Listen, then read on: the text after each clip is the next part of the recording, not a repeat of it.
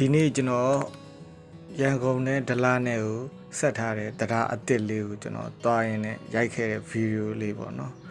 တရားလေးကတော့လုံးဝရှင်းနေတာပဲ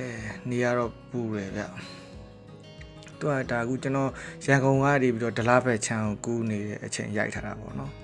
တကယ်တော့ဟိုဘက်ချမ်းဒလဘက်ချမ်းနေပြီးတော့ရန်ကုန်ဘက်ချမ်းကိုပြန်ပြီးရိုက်မယ်ဆိုရင်ရန်ကုန်ရဲ့မြို့ပြတိုက်တာအဆောက်အဦတွေရွှေတကုံဖျားပုံ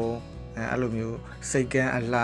မြေကန်းပါအလှတွေနဲ့ပူပြီးတော့ကြည့်လို့ကောင်းတယ်အဲ့တော့ကျွန်တော်ကားမောင်းရင်းနဲ့ဆိုတော့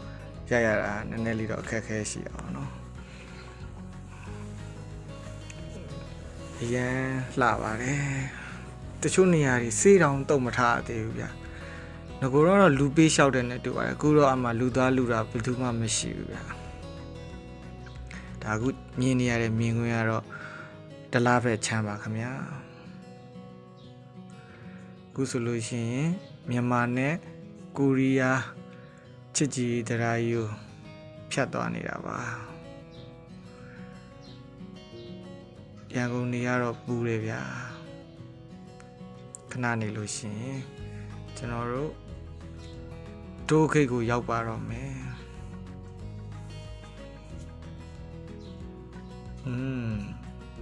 အဖြည်းဖြည်းဆင်းလာပြီအော်ဟိုမှာမြင်နေရတဲ့ခိတ်ကတော့